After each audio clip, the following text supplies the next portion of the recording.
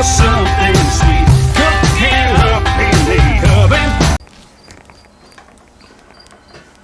oven. Greetings, ex-owners, or possible ex-owners, or wannabe ex-owners.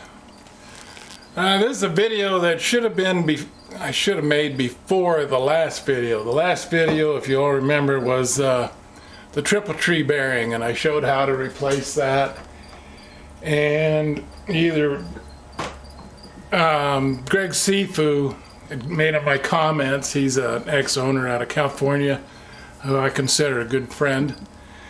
Just a great guy. He was giving me hell about being a wild man and not taking the tank off.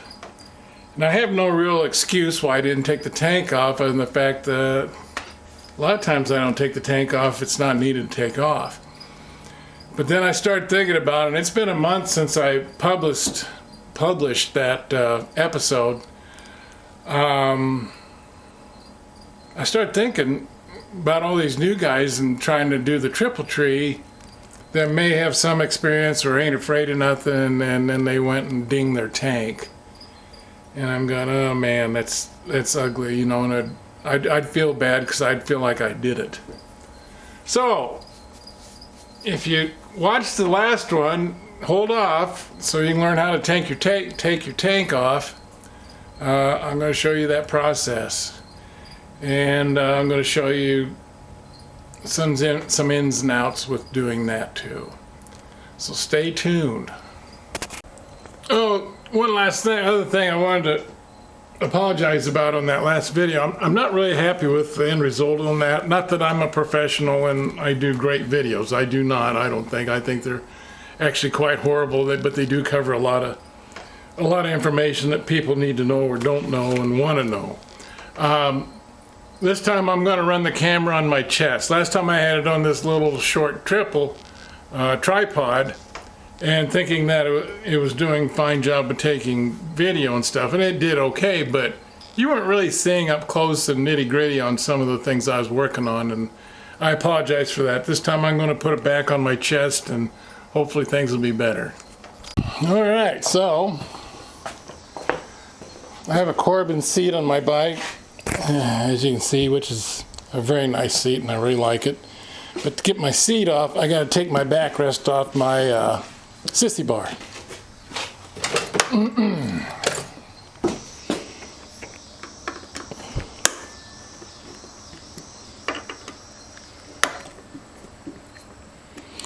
If you got the factory seat on there, you don't have to do that. The factory seat will clear. The Corbin is substantially bigger.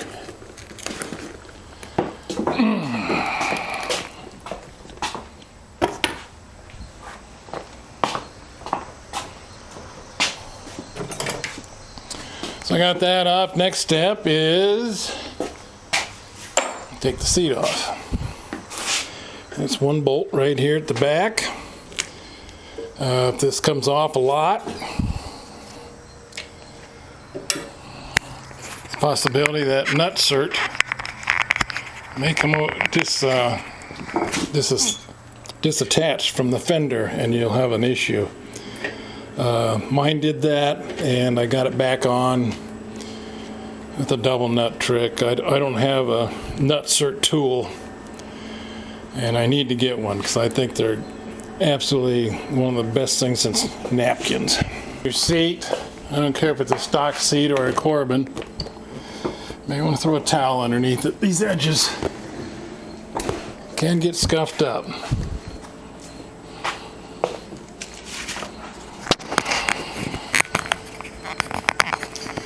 Alright, the front of the seat, slot, not a bolt, it's a slot there.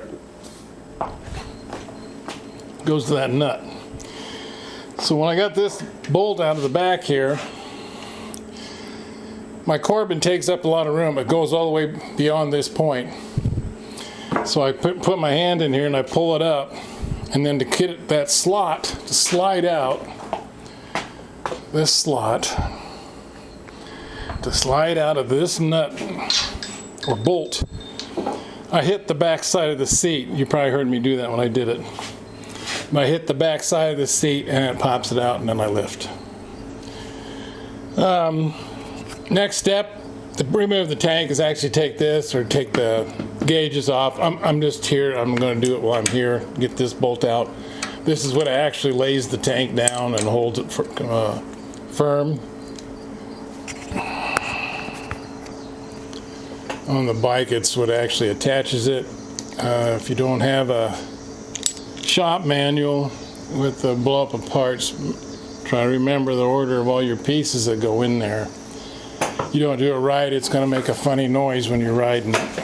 It'll tingle and ding and all that fun stuff. All right, so that's a 1/2 inch there. These are 1/2 inch here.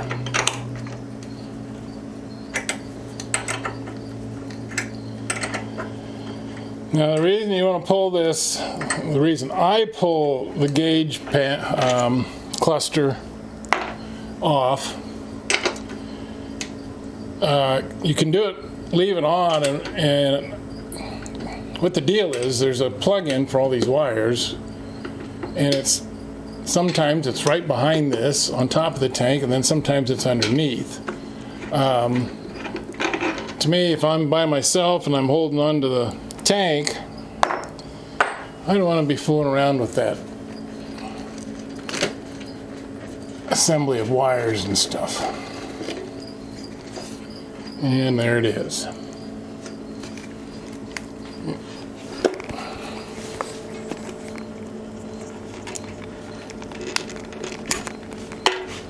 Got it.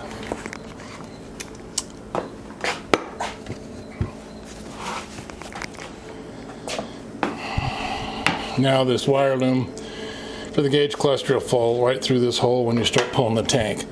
All right, next step that I do is I get a little 1x. There we go.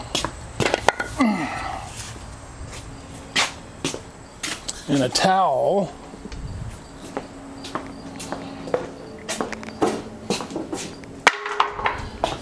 And up here,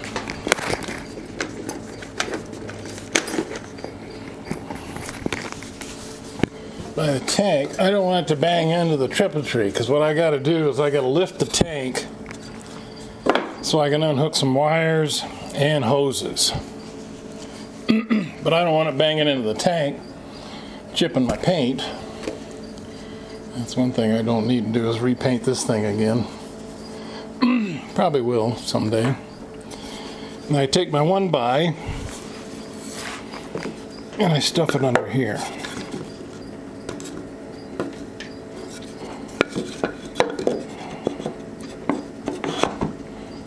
Just to give me a little more clearance.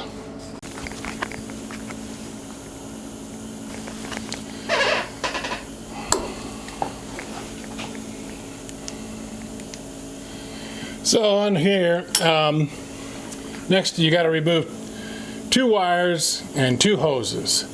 One wire is for the fuel pump, which is right there.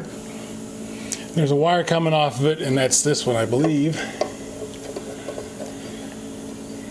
It is, okay. So there's that plug-in. Another wire is on the other side, and it is for the fuel gauge. The 2 hoses is this hose, which is the fuel hose to the throttle body, and then there's another hose for overfilling the tank. And that's under here, and normally I don't disconnect it because it just kind of slides apart as I go. So we'll get these connectors undone.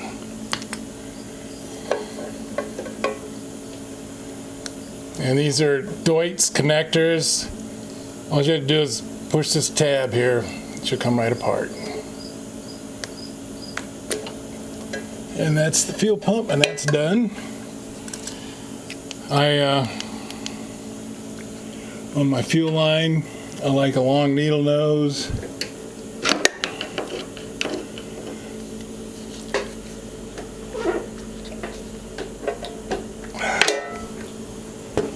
Alright, got a little gas coming out of the fuel line. That's from the throttle body to the tank. I'm going to have to check that hose. I don't know why that clamp came off so hard. I had to put a screw clamp on there.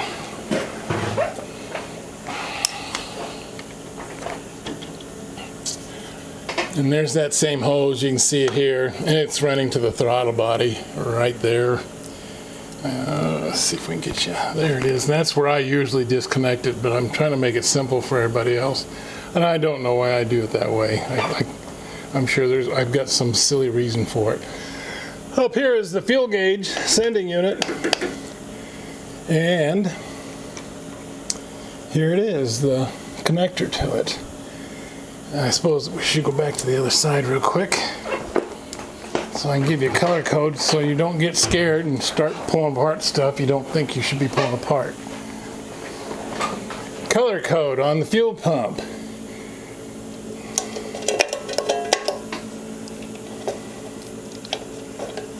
Went for a ride. This bike's hot.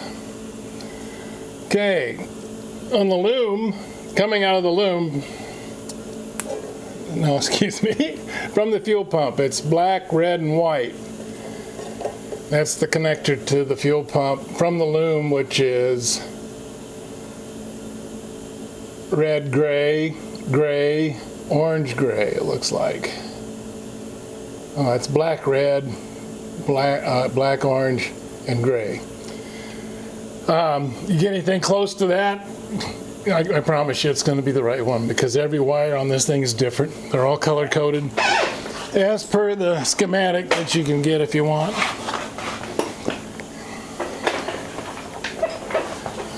And here's my schematic. It's all laminated and pretty, and I got that from a guy in New Mexico, Humberto Martinez. And the fuel gauge is purple, yellow, black, and black. And it's the same color to the fuel gauge.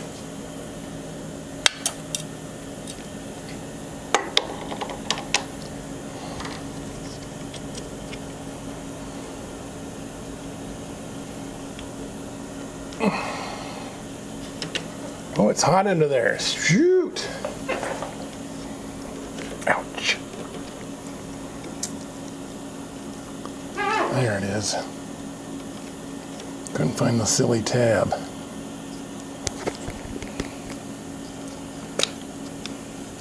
Note the color code. Purple, white, and black, both ends. Purple, white, and black. All right. All disconnected.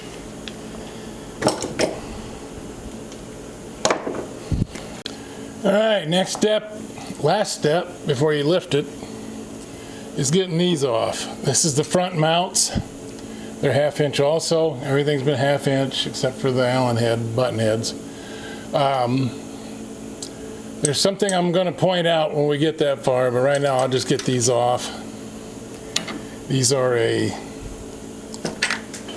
bolt that's screwed into the frame.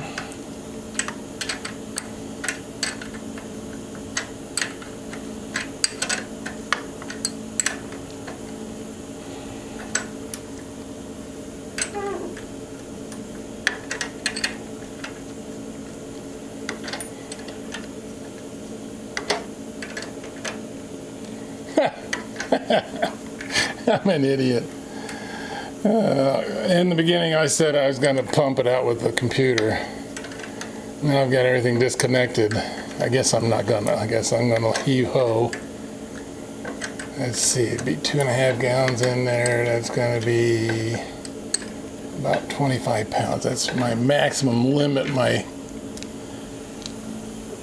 therapist wants me lifting right now, 25 pounds. I think I can swing that just for a real quickie. This one here, the front mount, also 1/2 inch, has got the switch on it for the oil cooler down here. It's got a fan on it. Gotta have that if you don't. You really do. Don't think that's just everybody being overly cautious. It's a fact. You really need that oil cooler. Unless 99.99 of your riding is driving in cool weather down a highway. If it is not that, you're going to create an issue with your bike. As I was saying, I do know of bikes that have gone a long time without any issues with no oil cooler, but they're either really lucky. Well, that's just it. They were very lucky. All right, back to this deal I wanted to point out. This is a pain in the ass. You can see this steel thing here. I'm going to pull this tank and then I'll show you that steel thing more. What happens when you're pulling the tank or putting the tank on, that steel sleeve is actually a washer on the back side of this flange, and it falls out. And it's notoriously just about the time you get this flange down to here, and that falls out, rolls around on the floor, and you're looking all over for it. I'm not sure how to overcome that other than gluing it in. And I should glue it in there, I suppose. This is rubber, and then this steel flange, and then this steel piece with the washer behind it. That's what takes all the vibration out of the tank so you don't get the motor vibration. Anyway, I should glue it in there, and I have not, and I have no excuse for not doing it. I mean, geez, 23 plus years of owning this bike, and I still fight this every time I take the tank off, and I end up taking my tank off at least once a year for some issue or other. So be aware, and I'll show this to you more when once I get the tank pulled. When you lift it up, pull it back a little bit, and then that other hose is just going to pull out. If it doesn't have a clamp on it. Mine doesn't have a clamp on it. This is that hose right here. And it hooks up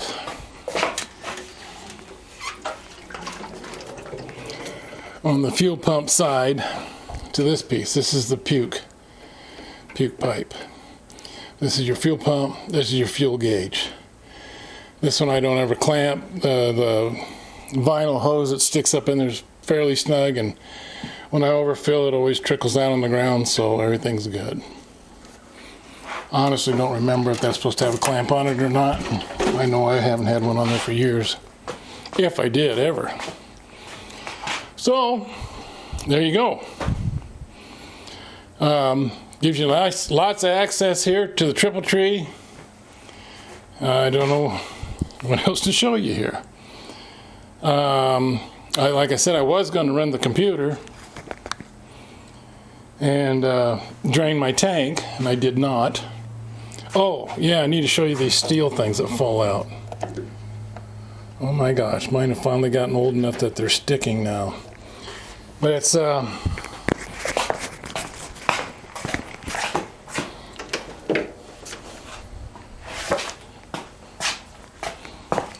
there's these. There's two of them, one on each side, and normally, for some reason, mine are sticking in there. That's awesome. I love it.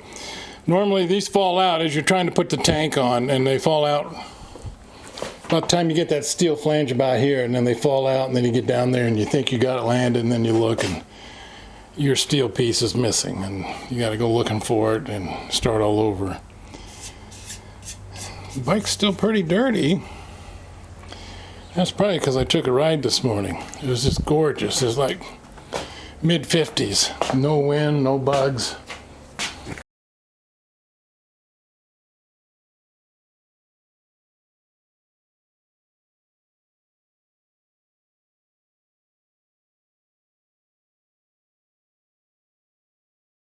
Okay, so I'm going to pick this tank up.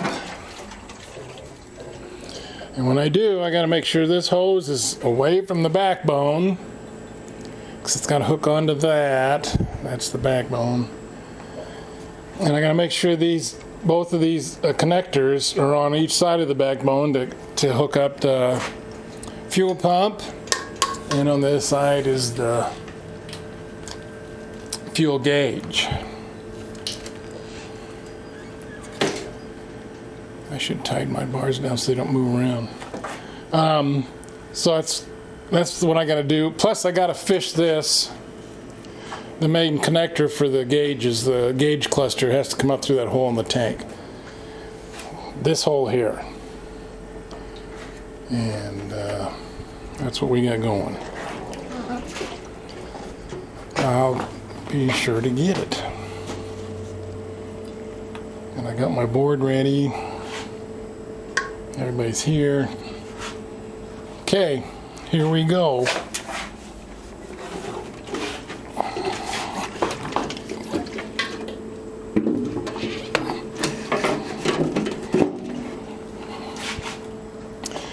Now if you notice, my flange is way back here, about 2 inches. I didn't go all the way up to the triple tree because I didn't want to be dinging around with stuff when I was trying to get stuff through holes and in the right place.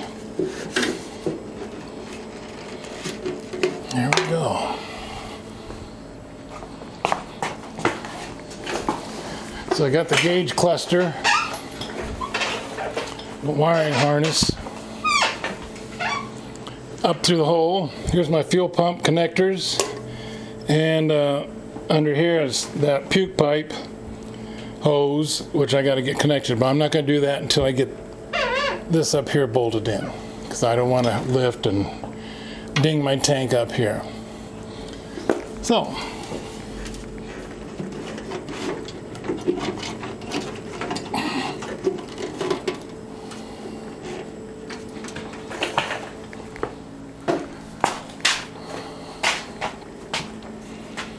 oh, there it did it. What did I tell you about that piece of steel? I was trying to push on it and it wouldn't go. And that's why. It's because it fell out. All right, try again.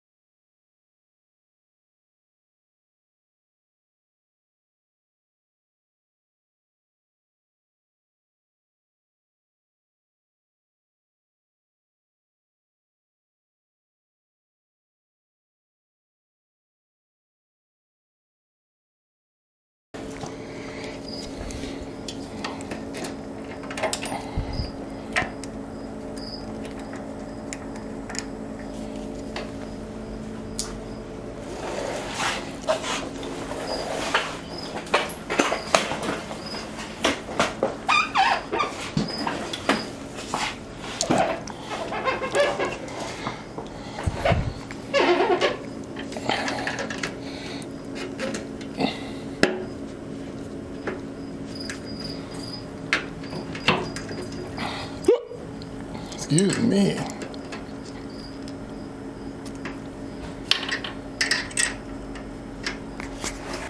Does anybody see what I missed?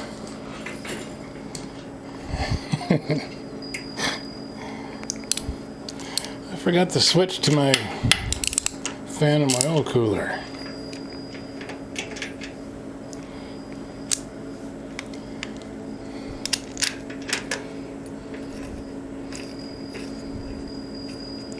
I'd have been very unhappy if I got this all tied down and had to start over at that point.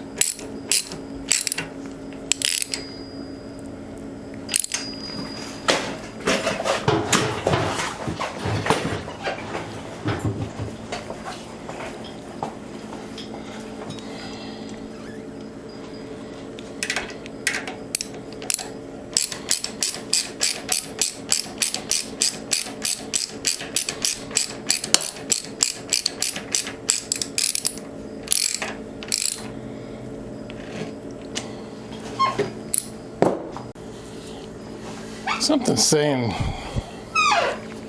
telling me I should have my bike spotless when I'm doing these videos. Nah. Okay, here's fuel pump.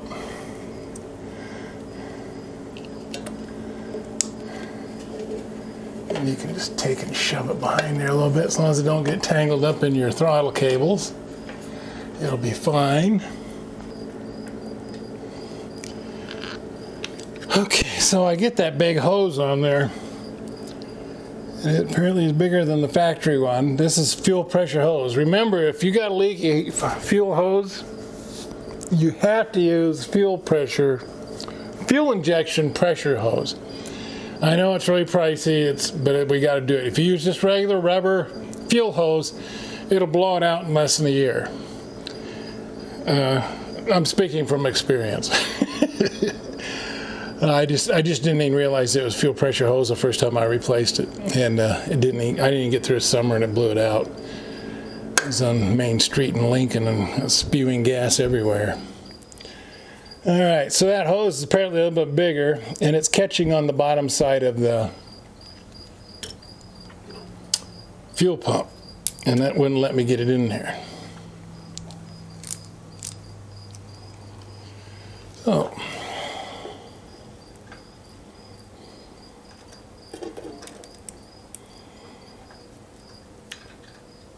oh, this is just exasperating. I got that pump on there backwards, or the clamp on there backwards, and I'm not going to take it off again because it came off so hard. I'm afraid it's going to cut her up a little bit.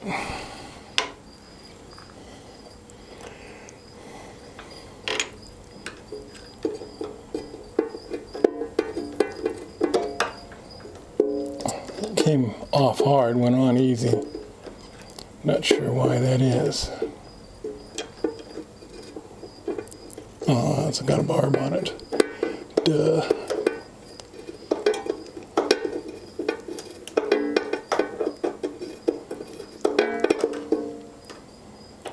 I think I figured out why I take it off from the throttle body end.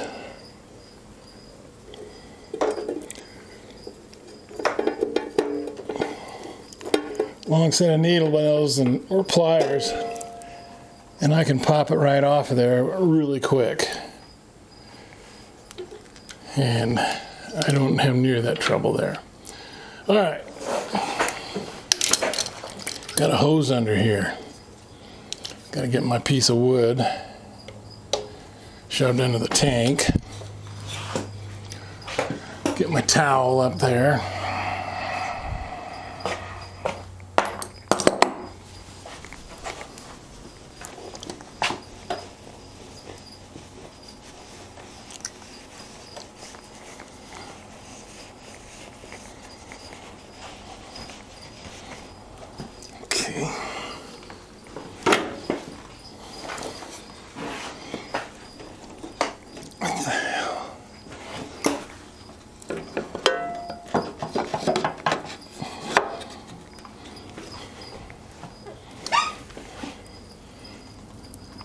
Okay, so I got this rubber hose coming off of the puke pipe, and this rubber hose, this gets shoved inside it. And it's going to be hard to show you, but I'll show you the end result.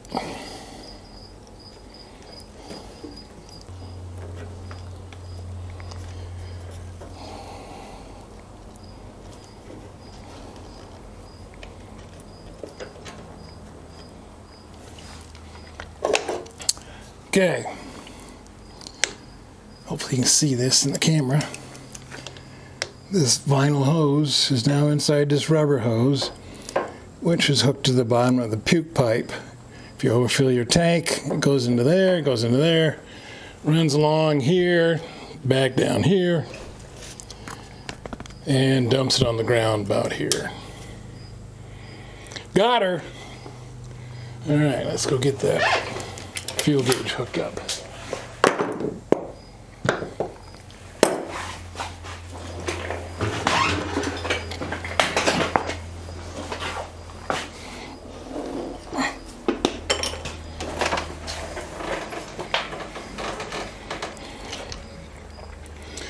One Z, 2Z.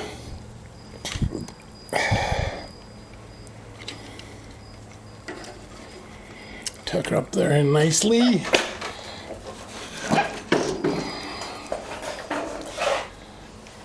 Tank's not going to go up anymore. I can take the board out.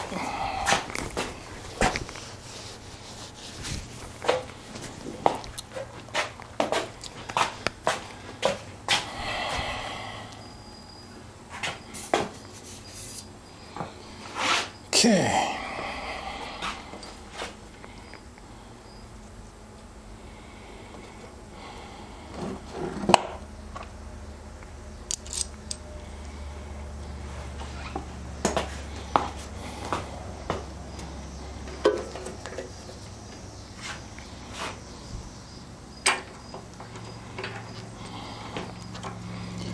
Like I said, this is all half-inch stuff.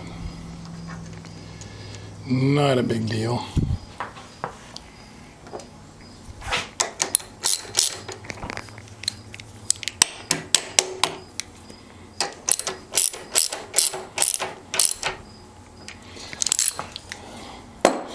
Got my wiring harness ready for the gauge cluster. Another hard part here.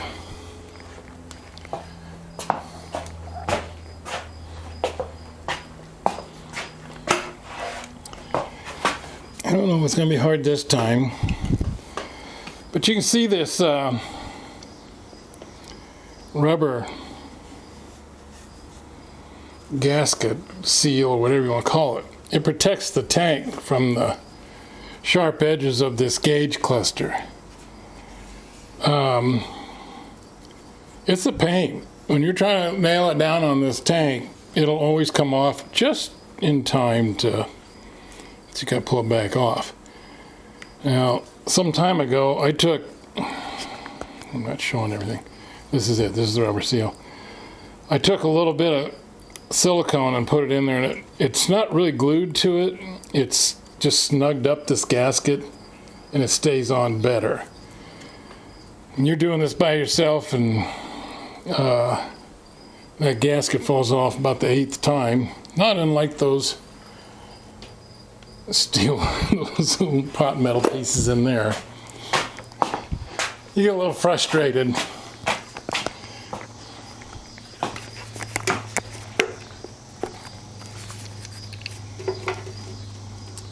Line these guys up. This is 2 notches, 2 notches.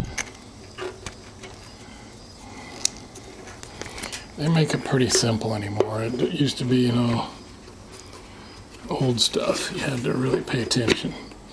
All right, because I got a little silicone on this seal, gasket seal, it held it in place.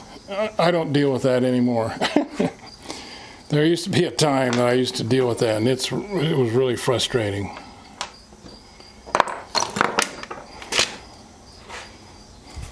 I think before I go any further, I'm going to fire up the switch. I got kind of gnarly with that fuel hose. I really don't want to get this all put together and then have to take it back apart if it's going to leak. Something to get used to on an X is listening to the fuel pump fire up. You'll hear that in a second.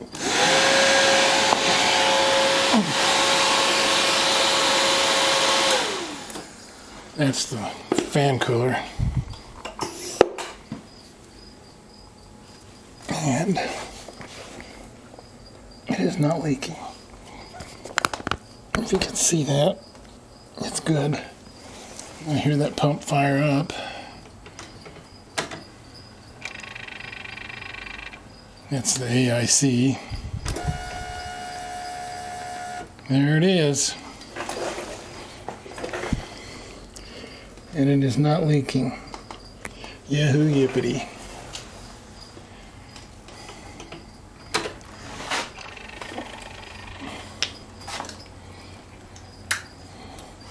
Don't forget to turn your fan back on if you turn it off.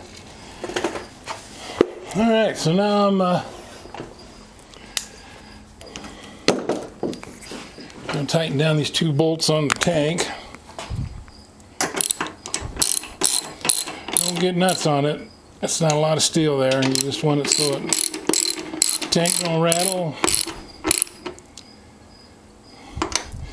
Sometimes getting this bolt in, not this one, but this one in is hard to do because the bolt goes into a nut in the tank and it's way down there. You may have to actually look down that hole, make sure you're lined up right. What I use for alignment usually is there's a mark here from this seal where it, when you wash it, it leaves it, and so you'll see that mark. So you line up your seal with all that, and then you'll get it pretty close, and then run your bolt down in straight. Okay.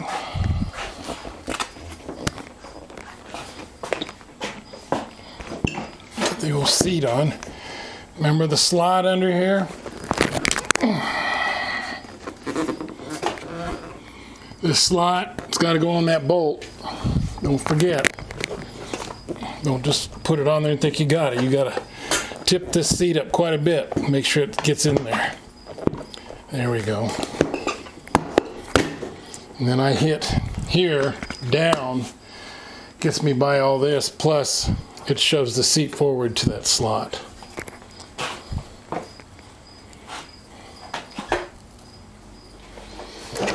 And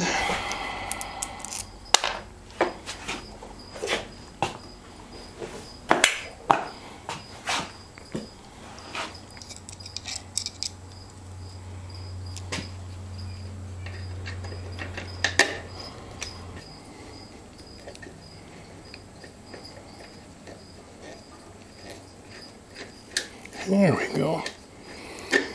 Had this seat up too many times. Starting to wear everything out.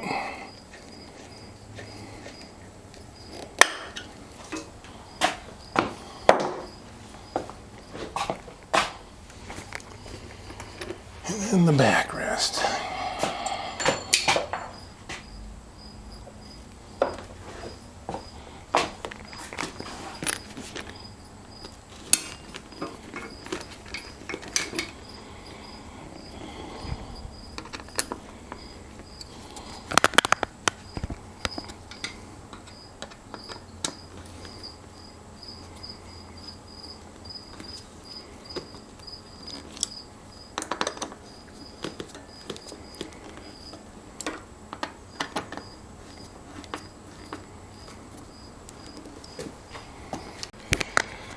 All right, that's it for this time. I hope I was helpful. Taking off the tank the first time, I remember doing that myself. The very first time, way back in 2001, I was scared to death. And it turned out not to be that big a deal. And it really isn't that big a deal. There's a couple things you got to pay attention to that are a real headache. Those two pot metal pieces behind the front flange in the tank, got to watch them so they don't fall out. And then the other one is the fuel line and the puke line. You got to make sure you get those back on. They're not all that tough. I did mine backwards today for you guys, thinking it'd be easier, and I'm not sure that it is. I think taking it off the throttle body is easier for me. Somebody else might be different. I see through the years quite a few discouraged owners. Let me show you something. 52,000 miles. I put all but 1,500 of it on there. I've had trouble, but you got to understand our bikes are a prototype. It's not like they had them 2 or 3 million miles on our bikes before they started making them. They started making them pretty much out the door once they had them designed, and we're fixing problems as they showed up. Keep that in mind. The other thing I keep in mind is every bike is a little bit different. At one time we had 3. All 3 bikes were different. In little quirks and things, it's hard to explain. And every bike I've worked on, I think I've worked on 8 or 9 now, besides R3. Every one of them have had their little quirks and things that just catch your attention that the other bikes didn't have. Keep that in mind. Everybody, enjoy your X's. They're a beautiful machine. And be safe out there. Enjoy your ride. And